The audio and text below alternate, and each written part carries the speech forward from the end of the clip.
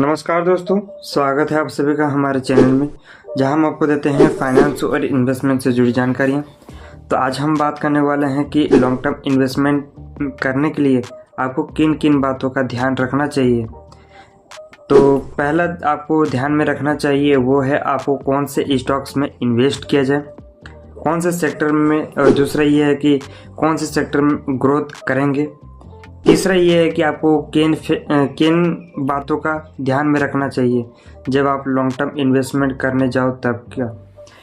तो वीडियो के आगे बढ़ने से पहले एक छोटी सी रिक्वेस्ट है कि आप लोग चैनल को सब्सक्राइब जरूर से कर लें और वीडियो को लाइक जरूर कर ले। तो चलिए वीडियो को स्टार्ट करते हैं। तो पहला टॉपिक है कि क्यों हमें लॉन्ग टर्म इन्वेस्टमेंट जरूरी होता है। शेयर मार्केट में शॉर्ट टर्म रिस्की हो सकती है, लेकिन लॉन्ग टर्म समय के साथ ग्रो और कंपाउंडिंग का फायदा देता है।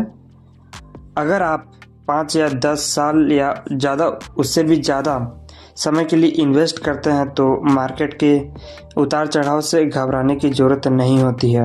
अब दूसरा टॉपिक आता है कि हम सही स्टॉक्स कैसे चुनें। सही स्टॉक्स चुनने के लिए कुछ बातों का यानी कि इम्पोर्टेंट बातों का समझना जरूरी है। तो आइए देखते हैं कौन कौन सी वो बातें हैं। पहला होता है फंडामेंटल्स, यानी कि पीई रेशियो और आरओई और डेप्थ टू इक्विटी रेशियो को एनालाइज करें। दूसरा होता है ग्रोथ पोटेंशियल, यानी कि कंपनी के रेवेन्यू और प्रॉफिट ग्रोथ पर नजर डालें। तीसरा होता है इंडस्ट्री ट्रेंड, यानी कि इसमें कौन से सेक्टर तेजी से बढ़ रहे हैं, इस पर ध्यान दें। चौथा होता है मैनेजमेंट एंड गवर्नेंस, यानी कि कंपनी का मैनेजमेंट कितना स्ट्रॉन्ग है यह समझें। तीसरा टॉपिक है 2025 में लॉन्ग टर्म इन्वेस्टमेंट के लिए बेस्ट स्टॉक कौन कौन से हैं। ऐसे तो बहुत सारे स्टॉक्स हैं, पर मैं सेक्टर की बात करूंगा यहाँ पे। तो पहला है आईटी एंड टेक्नोलॉजी सेक्टर में। इसमें इन्फोसिस आता है, जिसमें कि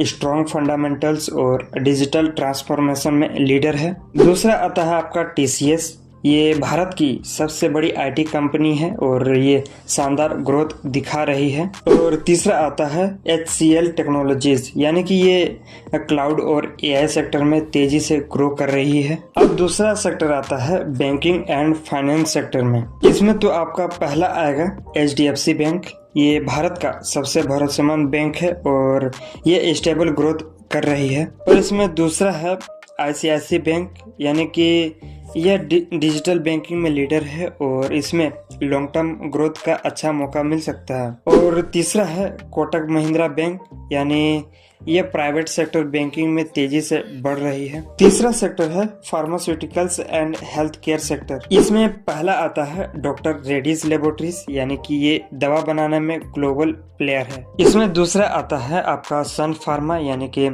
भारत की सबसे बड़ी फार्मा कंपनी में से एक है। और अब तीसरा आता है डिविस लेबोरेटरीज, यानी कि यह एपीआई मैन्युफैक्चरिंग में लीडर है। अब चौथा सेक्टर है कंज्यूमर एंड एफएमसीजी सेक्टर का। इसमें पहला आता है हिंदुस्तान यूनिलीवर, ये हर घर में इस्तेमाल होने वाले प्रोडक्ट्स की कंपनी है। इसमें दूसरा कंपनी है आईटीसी, यानी कि ये एफएमसीजी, होटल्स और तंबाकू बिजनेस में स्ट्रॉन्ग पकड़ रखता है। अब तीसरा कंपनी आता है नेस्ले इंडिया, यानी कि ये फूड और बेवरेज सेक्टर में मार्केट लीडर है। अब पांचवा सेक्टर है EV and renewable energy sector. इसमें आपका पहला कंपनी आता है टाटा पावर, यानी कि ये भारत में रिन्यूएबल एनर्जी का फ्यूचर है। दूसरा कंपनी आता है अडानी ग्रीन एनर्जी, यानी कि यह ग्रीन एनर्जी में तेजी से काम कर रही है। तीसरा कंपनी आता है रिलायंस इंडस्ट्रीज, यानी कि रिलायंस का फोकस अब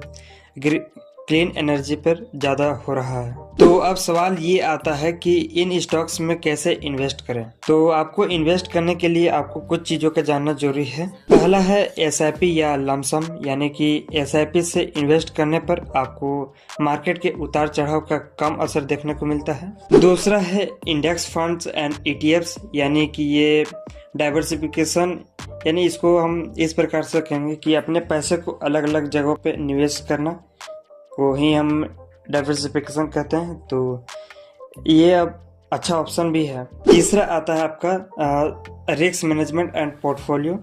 इसमें डाइवर्सिफिकेशन सिर्फ एक सेक्टर पर निर्भर नहीं रहना, अलग अलग सेक्टर पर इन्वेस्ट करना। अब सवाल ये उठता है कि इन स्टॉक्स को ही हम क्यों चुने। पहला है कंपनी का बैक परफॉर्मेंस, यानी कि इन कंपनियों ने लंबे समय में बेहतरीन रिटर्न दिए हैं। दूसरा है आने वाले सालों में ग्रोथ पोटेंशियल, यानी कि इन कंपनियों में आगे बढ़ने की पूरी संभावना बनती है। तीसरा है लॉन्ग टर्म वेल्थ क्रिएशन का मौका।